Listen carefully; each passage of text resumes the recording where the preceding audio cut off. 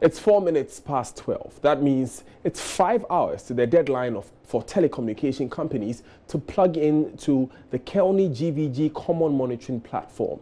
Information reaching Joy News, however, indicates the companies are yet to do so.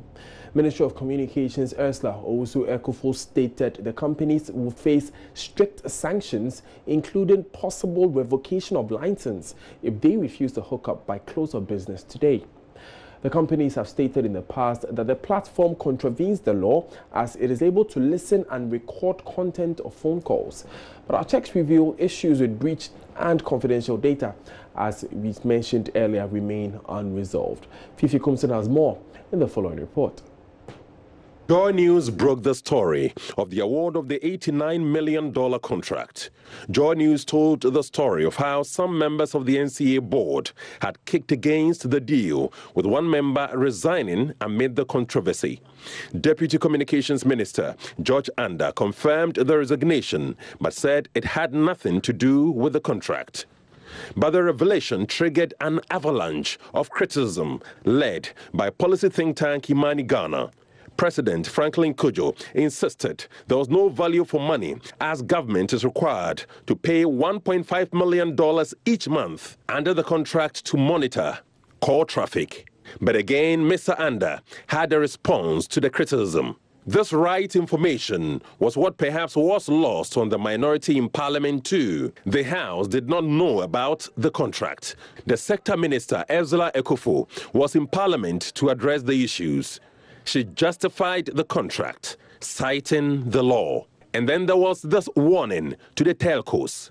It's now obvious that the telcos are flouting the directive fully. Today is the deadline, and the issues with breach of confidential data have not been addressed. The telcos have refused to plug into the system.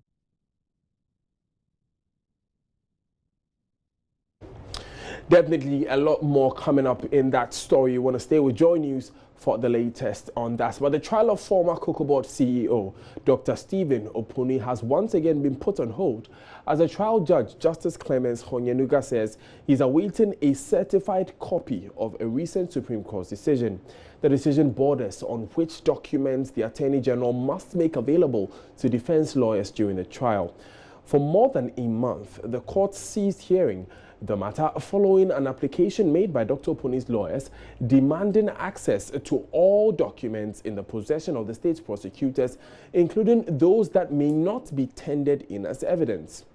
Opposition from the AG forced the court to put the trial on hold as it awaited a judgment from the Supreme Court on the same matter that had been referred to it by an Accra High Court hearing the case of former top officials of the National Communications Authority, NCA. Well, that judgment was given on June 7 by the Apex Court, allowing access to all documents with the leeway for the AG to withhold documents based on the relevance and public interest. Justice Honyenuga today fixed Wednesday, June 13, to inform lawyers in the case which documents are to be shared. He explained despite being aware of the Supreme Court's decision, he was yet to receive a certified copy to enable him rule in the specific application before him.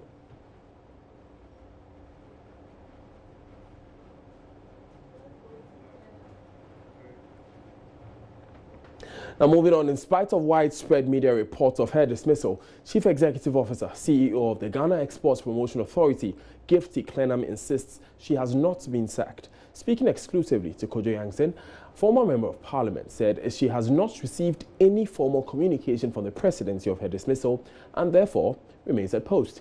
Gifty Clenham is one of the 4 top CEOs of state institutions President Akufo-Addo sacked last week. No reasons were given for their dismissal.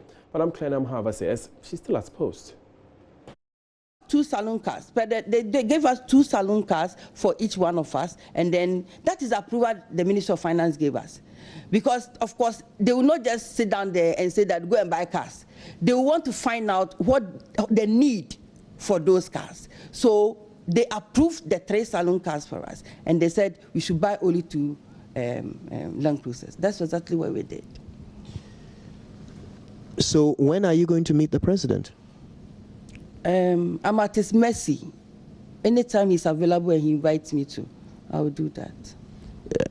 Is the Chief of Staff aware that you want to meet the President? Yes, the Chief of Staff is aware.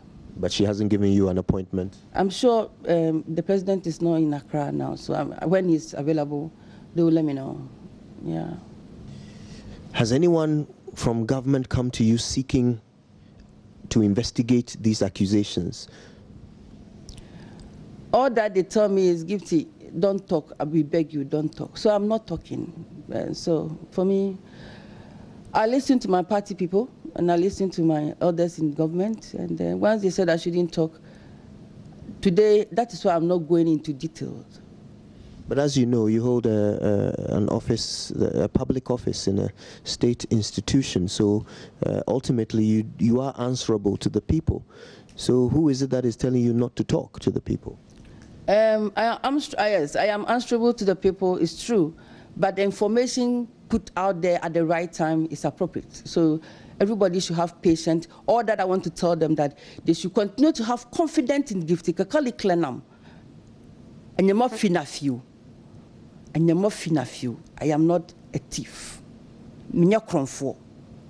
Every information they saw out there is not accurate. It's not accurate. It has an evil intended to damage me, but it is not accurate. But at the right time, they put us there, we will be answerable to them. Now, a June 7, 2018 letter signed by the Secretary to the President, Nana Santibedieto, and intercepted by Joy News said Ms. Efua Asabia Asare must indicate acceptance or otherwise of an appointment to the position of CEO of Ghana Export Promotion Agencies, GEPA, within 14 days of receipt of the letter. The letter from the presidency announcing Mr. Asare as Gifty Klenam's replacement was intercepted barely 48 hours after Klenam and her deputies were removed from post. Still watching Joy News today, let's move elsewhere. Now, Ghana has been singled out as a key developmental partner that Germany is keen on working with. Minister President of the state of North Rhine-Westphalia in Germany, Armin Laschet, at the opening of the Global Media Forum in Bonn, described the 10-member Ghanaian delegation as the largest from any country attending the forum. He says the partnership with Ghana demonstrates Germany's dedication to empowering the media. Joy News' Arba Kumsin is attending the conference. The issues that have come up include media pluralism and the digital revolution and its impact on access to information. That's been topical today as the Global Media Forum kicked off. The theme for the conference is global inequalities, and the questions that have come up include whether the media really understands the dimensions and effects of inequality, and also how technology can provide equal access to knowledge, power, and participation. But also attending this conference is my colleague Manasseh Azuri-Awini. He's with me now. Manasseh, I'm sure you're excited just as I was when Ghana was singled out for praise. But tell me, what are your expectations of this conference? Well, Araba, I'm expecting a lot. And if you look at the topics that have been discussed, they have global perspectives. But we in Ghana can also situate it in our own context. If you're talking about, we have a session, for instance, that talks about the power of narratives, how to tell the whole story. And if you're talking about inequalities, we know even our society in Ghana, if you take the northern part and the southern part, there's some level of inequality. So when we sit in Accra, we also have to situate this discussion in how we do our work back home. So at the end of the day, there's a lot we can learn. There are some too we may know, but it reinforces our beliefs and the principles we hold as journalists. That was Manasseh Azuri-Awini speaking with Araba Kumsin. They're both in Bonn, Germany. Let's now take you to that conference which is currently ongoing in Bonn. Here in Bonn, we get together with our friends and partners from Europe and across the globe to discuss future challenges and the urgent issues of today. My heartfelt thanks go to the Director General of the Deutsche Welle, Peter Limburg, for making this conference possible for the 11th time. And I'm particularly delighted to see you here today, Mrs. Gabriel, as European Commissioner for Digital Economy and society. You are the head, one of the most exciting departments in the European Commission. Thank you that you are here today. And the two communications from the Commission that you issued recently on the European approach to artificial intelligence and on disinformation on the internet are driving the debate. These are important and urgently needed contributions. Because, as you all know, in the digital age, we won't come far if we rely on national solutions alone. I'm extending a very warm and special welcome to the 7 reporters from Ghana. Ghana is our partner country in Africa, and we are planning to further intensify our relations in the field of the media, which is why I'm so pleased that you have accepted our invitation to attend the Global Media Forum and take part in a trip to media organizations and companies based in North Rhine-Westphalia. Let's come back home. Now, starting today, junior high school graduates who sat the just-ended Basic Education Certificate Examination BECE can proceed with the selection of their choice of senior high schools for admission. This will last for 3 weeks, according to the Ghana Education Service. Candidates are expected to go through their respective schools to select their preferred choices. However, private candidates are to visit www.waecinternetsolution.org. And how does that process work? Cassandra Chum Ampofo is the Public Relations Officer of the Ghana Education Service. She joins us on the line to tell us. Cassandra, before you give us the details of how that works, how many candidates are you expecting to log on to this website for school selection? For the private candidates, we are expecting 11,580. Right. So for those out of this 11,000, for those who are unable to, 856. Sorry, that's it. 11,856. That's great. So how about those who do not or may not have access to internet services? Well, good afternoon to your listeners. What we have is we have to go online. You know, they all came at a point to write their exam. That's the various WAEC centers. And all the WAEC centers have internet facilities. And so for candidates like that, of course, once they were able to write their exams at the WAEC centers, they would get. For those who have internet access close to them or just in their various homes, they don't even know. They don't need to go to the centers to log on to the system. How long do they have to do the selection? Well, we're giving them Monday, 2nd July, to finish with the selection. Right, so that's about 3 weeks. That's about 3 weeks. Yes, today.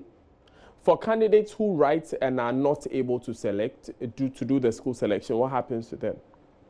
Well, we are expecting that by that time, all the 1,856 would have selected their schools. When we get there, and so we have a backlog, I know management would then take a decision, but for now, we're giving them Monday, 2nd July. Right. Thank you very much, Cassandra Chuampo, for joining us. She's a Public Relations Officer of the Ghana Education Service. Let's stay with matters having to do with education, but on the senior high school level, because my colleague Maxwell Agbagba is currently at the University of Ghana Business School, which is the venue for the National Science and Maths Quiz 2018. St. Peter's Senior High School has just won their first contest, which was against St. Martin's SHS and Notre Dame Girls Senior High School. Let's go to Maxwell, who has been covering the action. Maxwell, what more can you report from today? Well, Daniel, as you rightly stated, the first round of competition has ended here at the RS Abegashi Auditorium. The competition is taking place simultaneously. I'm talking about the preliminary stages. So back at the new end block also, we have Brekum Presby Senior High School also qualifying to the 1A stage of the competition. Here at the RS Abegashi Auditorium, St. Peter's Secondary School. They have made it to the 1/8 stage of the competition. Now they got there with 47 points. The school that came after them was St. Martin's, and they garnered 27 points. We also had another school also getting 20 points. But I have the contestants and some old students here with me. We're going to interact with them, find out from them what the feeling is like now that they've moved to the 1/8 stage, that's the elimination stage. That means also that they have the chance to get to the much anticipated, newly introduced money zone. Let me start off with one of their teachers. Sir, you're welcome to join us. Thank you. Tell us what the competition, was like in there for you. Oh, the competition was cool, a nice one. And St. Peter's, as a strong force of this National Science and Maths quiz, this has not been our position, and this is not our position. We take no delight in winning the prelims because we don't fit there. Yes, when you talk of the strong schools, we were in the finals on the row for 3. We lost, and after that we went down, and you have to be struggling in the wilderness. We are just trying to come up. So this winning the prelims is nothing to us. Wow. So you feel you should have been part of the seeded schools, the 27 seeded schools? Yeah, we should have been part. Even if 3 schools were going to be seeded, we should have been part of the 3. That's where we belong. But something has happened, and we are down. Okay. We want to say a big thank you for talking to us. Well, you just had one of the teachers, but it would shock you to know that although these guys are actually beat St. Peter's, they came 47. The next school, 27 points, I believe. They are telling me that they are not really satisfied with, their scores. Tell me, what's the feeling like now? It's normal. It's normal. There's no change. It's just normal. There's no change? Yeah. Now you're moving to the 1/8 stage of the competition. Which schools do you want to meet? Which schools do you want to beat in the competition? Which school we meet doesn't really matter here. All we need to do is to get a high score to move to the next round. What matters is the score you get. It doesn't matter which school you meet at any point in time. Are you talking about the score you get because of the money zone? Why are you talking about the scores? Well, the score is going to determine whether you're going to move on or not. If you are in a competition with one of the top schools, you need a very good score to proceed to the next level. Yes. So I've been speaking to some guys from Presec Legon. They've won the competition 5 times. They tell me that they want to meet you in the competition. They want to beat you to it. Oh, sure, they can meet us, but the school doesn't really matter. It's our performance which we put in, which will show whether they will beat us or not. Well, yeah. It looks like St. Peter's, they want to be modest, in their achievement. They want to be all cool, not really pushing anything. But let's talk to some of the old students. Let's find out if the feeling is the same for them. Presec Legon, they are saying that they're going to beat you in this competition. They want to meet you. In fact, they want to meet you in the competition. It's okay if Presec goes about saying that, but we know from our track record in this competition, what we have done, what we keep on doing. It's nothing new to us. At the preliminary stages, it's just a walk in the park for us. We are sure that this year we're going to lift the trophy, the 25th anniversary, and we hope that a year after our own anniversary in St. Peter's, we're going to lift this trophy to the credit of our school, the values that we have always identified with, and the goals that we want to build for the St. Peter's legacy itself. So this is nothing to us. Julian Corbett, you're a former president of the National Union of Ghana Students. Yeah, tell me, what is that one thing that makes St. Peter's different from all the others? You see, when I schooled in St. Peter's, like our school motto says, it says that dignitatis hominum, for the dignity of mankind. We are taught in St. Peter's the incredible values of integrity. We're taught to be compassionate, we're taught to be sincere, and these are things that are needed to build our national development goals. So in St. Peter's, we are taught that you are a citizen of the world, you're a global citizen, you're a citizen of the country, and to be able to be very influential in our country, you have to have these values to influence. Look at what the founder, the one that the school is named after, St. Peter Cleaver himself, was a priest. At a time that slavery was going on and the church was very quiet, this is a Catholic Peter came and said, no, we can't go, the church cannot follow this thing, and that we must say no to slavery. He was their father teaching them the gospel of Christ. He was their cook cooking for the slaves. Okay, Maxwell. With their counselor teaching them that, look, they should give up, and that one day this injustice will end. And we saw it, and that's what we are taught in St. Every student in St. Peter's had these values. Thank you very much, Julian Kobana. He's a former president of the National Union of Ghana Students, and all students also of St. Peter's, telling us about what is expected in this, 2018 National Science and Maths Quiz. Daniel, you were calling. Right, Maxwell, thanks very much. This is where we have to wrap up that interaction there. But all the best to the students from St. Peter's Senior High School. And all the best to all the contestants. Thank you so much, Maxwell. Now, you're still watching Joy News today. I am Daniel Daze. You want to stay with us because staff of the Ghana Football Association have been barred from entering their office this morning ahead of a meeting scheduled between government and the executive committee of the GFA over processes leading to the dissolution of the beleaguered association following the latest ANAS expose. And on our agenda series today, with less than a month to the implementation of the Zongo Development Fund, some communities are yet to be engaged on their most pressing needs. All that and more coming up. Stay with us.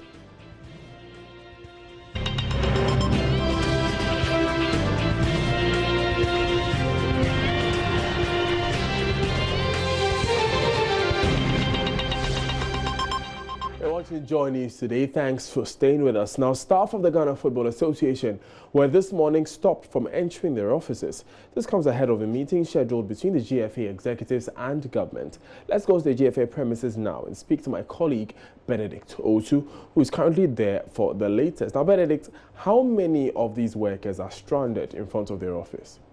Well, Daniel, there are 21 workers of the Football Association. Out of the 21, 18 are staff members, and the 3 are part of the resolution committee, the 5-man resolution committee set up to meet government to look at the way forward after what's been happening in the last week. So these workers came here this morning just to go up into their offices and go through their normal activities, only to be told that the place is still a crime scene and that they will not allow them to enter. You know, the GFA is opposite the Ministry for Business Development, the Office of the President. So there is a shed under the Ministry of Business Development. That's where these workers are sitting. But currently, as I speak to you, some officials of the CID are in the building with the head of the 5-man resolution committee, that's Kwekuya, as well as one of the members, Nab Edison.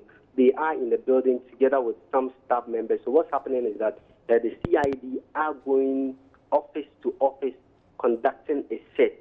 So when it gets to your office and you are here, you'll be called to assist. So you enter the office with the CID officials who are here conducting the search. So that's what's currently going on here. But some of the workers are outside under a shed, looking at everything that is going on. Benedict, I'm curious. Did any of the workers tell you if they've heard that the police have cordoned off the GFA headquarters, and if they have, why they came there this morning?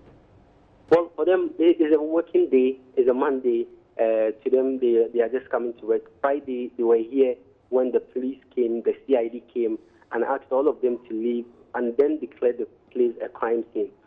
It's from Friday, Saturday, Sunday, they didn't hear anything. So for them, they were just coming to work since it's a normal Monday that they were coming to go about their activities. So only for them to come here to be told that the place is still a crime scene and that they are not allowed to enter. You know, the statement that was released by the CID stated that the place is closed to the public and the staff of the FA until further notice. But for them, since it's just a normal working day, and they thought that they could just come and work, only to come and still be told that the place is closed and it's still a crime scene. Right, Benedict, have any of these members of the special committee been able to tell you if they have met with government or when they are supposed to meet with government? Yeah, well, they haven't because some of the members, as I speak to you, are here at the FA's headquarters. We can talk of the leader, that's Kwekuya, Uncle Nab, who is also Nab Innocent, who is also a member of that committee, as well as Aikado. He's the staff of the FA, he's the General Secretary of the Football Association. He is also here. So these 3 of the 5 members on that committee are here. And what I'm gathering is that the meeting with government, specifically the sports minister, will take place by close of day today. They want to look at issues of how whatever government is doing will not affect football in the country. Already, Daniel, you should know that Ghana have qualified to participate at the under-17 as well as the under-20 World Cup. The ladies have prepared. Also, we are expected to host the rest of Africa in November in the African Women's Championship. And these are competitions that, especially with the African Women's Championship, government has already committed $8 million in terms of preparation. So if government will go ahead, because they are taking steps to dissolve the Football Association, but specifically mentioned that they were going to engage CAF and FIFA. So in engaging CAF and FIFA, these committee, these members have thought it wise to meet government and then speak to government on probably maybe tell them what is it that they can do in terms of the deliberations they are going to have with FIFA on the matter going on here. Thank you very much, Benedict, also for joining us this morning. This afternoon, I should say. Benedict is with the Joy Sports team. Now, let's move on and talk about this government intervention aimed at changing the face of Zongos through developmental projects. With less than a month for such communities to experience the much talked about benefits as promised by the ministry, we put a spotlight on Sukura Zongo in Accra. Joy News' Matilda Wemega was there and brings us the agenda report. At the heart of the Ablekuma South District of the Greater Accra region sits Sukura. It houses people from different religious and ethnic backgrounds. Many of the residents here are Muslims.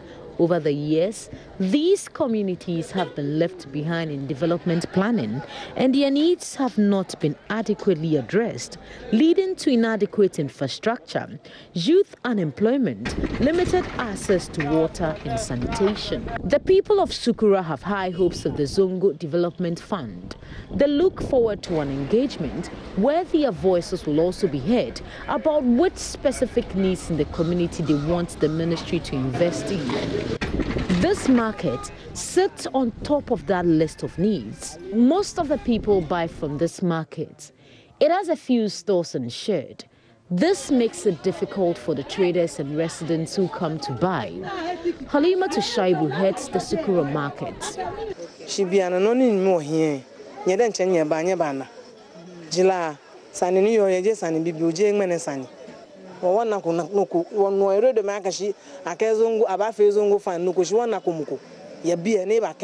We've heard of the Zongo Development Fund, but we don't know what is going to happen here. We want government to take a look at the state of our market.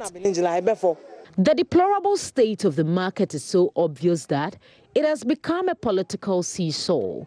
It always features as a campaign promise for most political parties, but nothing has changed after years of talk.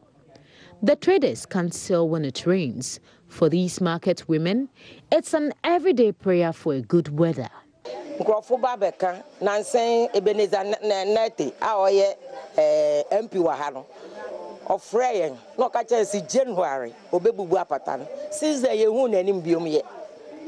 The market is in a terrible state. We have complained about it several times, but nothing positive has come out of it.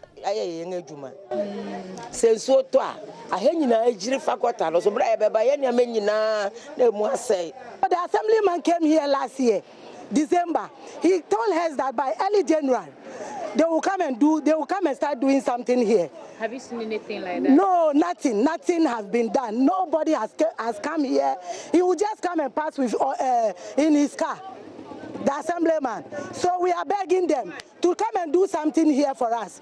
When it rains, sister, give us your numbers. When it rains, you come and see how we are suffering here. The water enters into our this thing. So we are begging, we are pleading.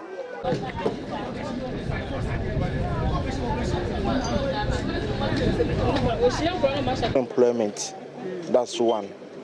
Two, our youth, because they have no work to do, they all engage in drugs. Because when you are sitting down idle without doing anything, that is where the peer pressure comes. You understand? Because the person sitting down doing anything, someone will just come and tell them that let's move here, let's do this, let's do that. You understand? So our biggest challenge is unemployment. The Minister for Inner City and Zongo Development promised that zongos across the country will see implementation of certain key projects in the communities from July. But community leaders here are wondering what these projects are, since no consultations have been done. Ibrahim Adam speaks on behalf of the Sukura chief. Drafted something on paper that we want to try and then see either the ministry or the minister to have that engagement to put our request for the community so that we see the way forward. A caution, however, to government is that a non-partisan approach will be adopted towards the distribution of projects under the fund. For Joy News, Matilda Pumaga, Sukura, Accra. Still watching Joy News today, I am Daniel Daze. Let's make way for business with Emmanuel Habajuafi.